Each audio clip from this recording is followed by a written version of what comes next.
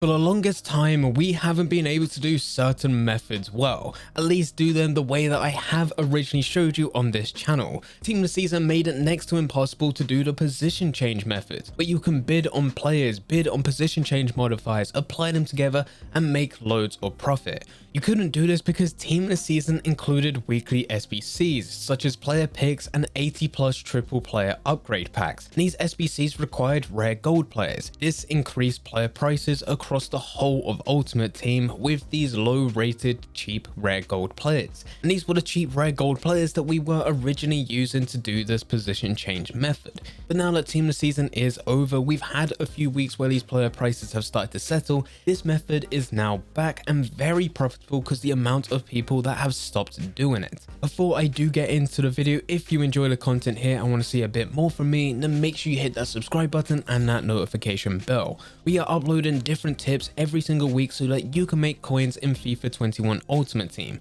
and in around about a month we'll start to move on to FIFA 22 news. So if you want to keep up to date, then make sure you are following this channel.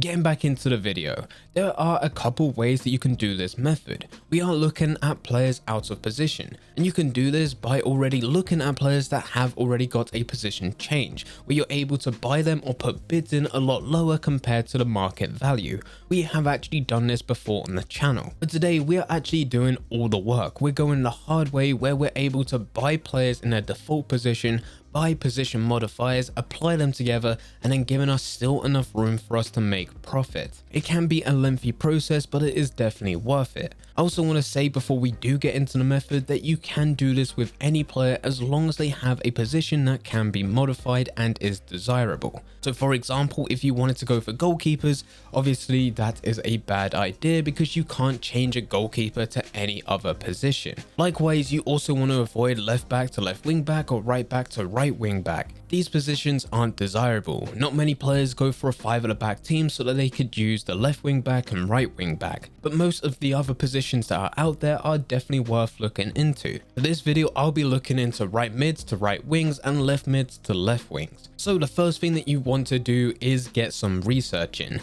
I always do this by going over to FootWiz or FootBin, and I set the parameters to be rare gold. The position that I'm looking at, this will be the default position for the players, the major leagues being the Premier League, La Liga, Bundesliga, Serie A and Ligue 1. This will give me a list of players within that specific position that I'm looking for. The good thing about FootBin and FootWiz is that it'll also give you the player's price. You do not want to really look for anyone going above the price of 10,000 coins. 10,000 coins and above starts to become a bit more tricky. You have to calculate in the 5% EA tax, and this is where it will start to add to quite a bit. So it does mean when you do change the position, you need to take in consideration for the price of the position modifier, and on top of that the 5% EA tax, and then on top of that you still need to make sure that you're at a price where you're able to make profit, and you can actually have a price that ends up being a couple thousand coins more expensive than what it should actually be. Most players will see that and they would just much rather opt in to buy the position modifier separate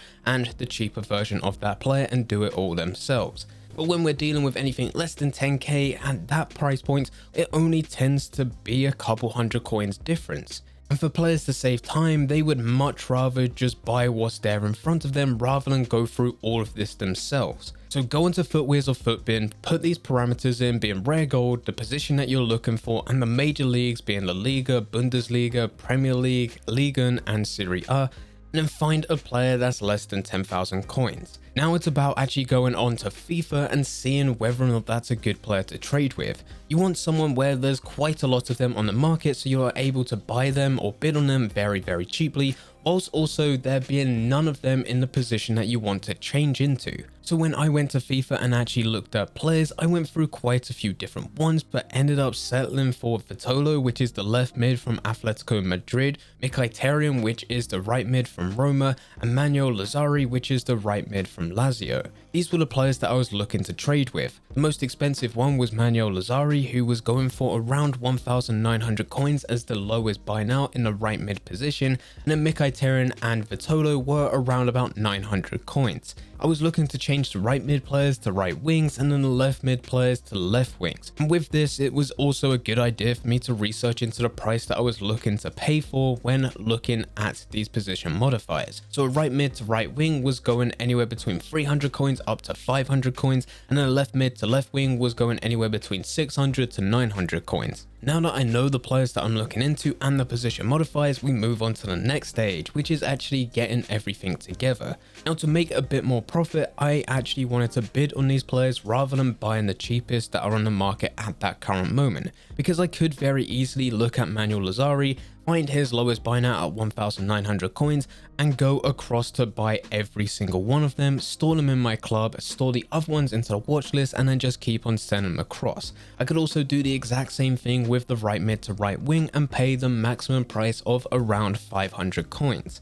But I decided to take the time to go through a bit of bulk bidding. So I took a couple hundred coins away from Manuel Lazzari and I bidded at around 1,700 coins, which was my max. I then went to the right mid to right wing and bidded on as many of them for around 300 coins. This does mean if I was to get them at the prices that I wanted to get them at, I'm only spending about 2,000 coins for the card. This is the player itself at 1,700 coins and the position modifier at 300 coins.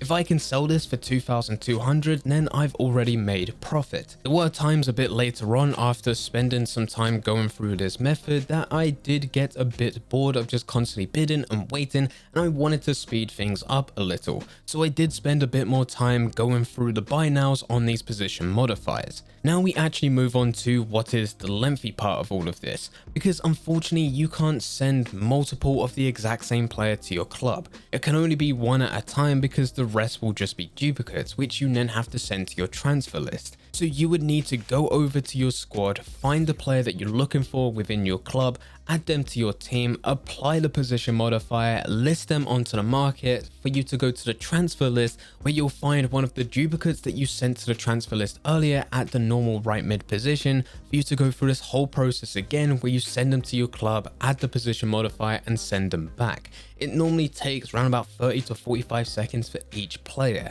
When you start to add 10, 20, 30, 40 players or even more all to your club, it ends up taking quite a bit of time. When it comes to listing, you do not want to flood the market. What I mean by this is if you have 20 different Mkhitaryan's, all of them being in the right wing position, you do not want to list them all at the exact same price, all at the exact same time. Because if anyone searches that player, they're just going to see that it all comes from the exact same person that's listed this specific version of this card. It ends up putting people off, and if anyone sees that you're doing this, it's likely that they might try to do the exact same thing, but actually undercut you. So realistically, you don't want to go above 10 listings for the exact same player.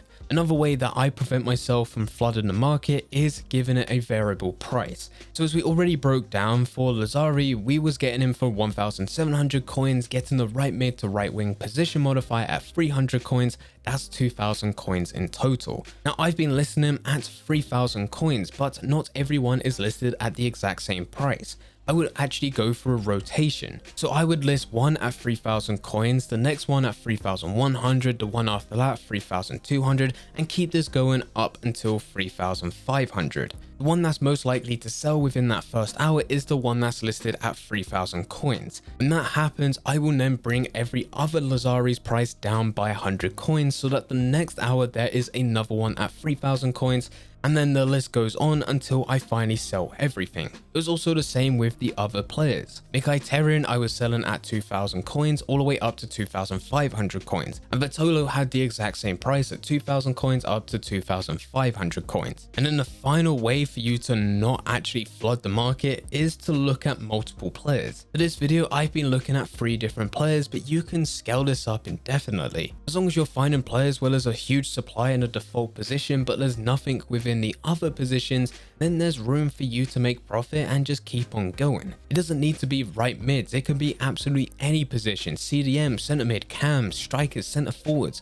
whatever you can think of and whatever you can find. As long as there's nothing on the market in that position, but there's a lot within the default position, you're able to make a lot of coins. For every single one of these players, I was making anywhere between 800 to about 1,300 coins profit after they sold. That's also after the 5% EA tax. But I do want to make this clear that they do not all sell within the first hour. There are times when you do need to relist these quite a few times until they do actually sell on, but that's perfectly fine. You will keep on relisting and they will eventually sell. This does just come down to demand, and not as many people are wanting these players, especially at this stage of FIFA. But they can be used for different types of SBCs with position modifiers that have already been applied, and it saves other players doing it themselves and they just get to skip out on all of that and save themselves a lot of time. Some people do actually start FIFA at this stage. I know it sounds unrealistic, but even if you just look at some of the previous videos, there's comments where they say how they've only just started FIFA a few days ago. Those types of people will be buying players like this to fit into their team because of course they cannot afford the Ronaldos, the Messis, team of the seasons icons at that stage. So they do sell, it's just the demand isn't as high as other players, but it does give you a lot of room for you to make profit as there isn't as many players that actually do the position change method, especially at this stage. If you do have any questions of this method, then feel free to leave them in the comment section down below. This was a method that was working very well, and when Team of the Season did come out, unfortunately it just absolutely killed it. But now that Team of the Season is over, things are really starting to come back, and hopefully it should be back until the end of FIFA 21. But anyway guys, I hope you guys did enjoy. If you did enjoy, don't forget to leave a like and subscribe. But for now, I'm going, so see ya.